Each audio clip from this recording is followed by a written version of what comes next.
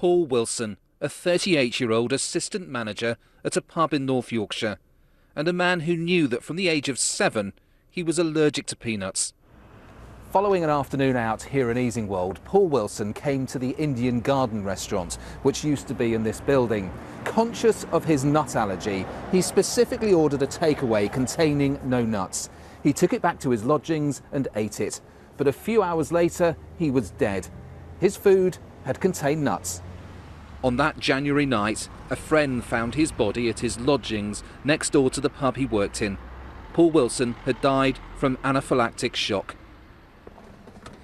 Mohammed Zaman owned the restaurant. The jury was today told he stopped using almond powder in his dishes, which is far less likely to cause a reaction, and used ground nut powder containing peanuts instead. A 17-year-old girl had suffered a severe reaction at one of his other restaurants after the ingredient was changed. She was assured there were no peanuts in her meal too. She was rushed to A&E and recovered. The prosecution say that despite the incident with the teenager and test purchases by trading standards flagging up peanuts in food which shouldn't have had them in, Mr. Zaman didn't change his menus.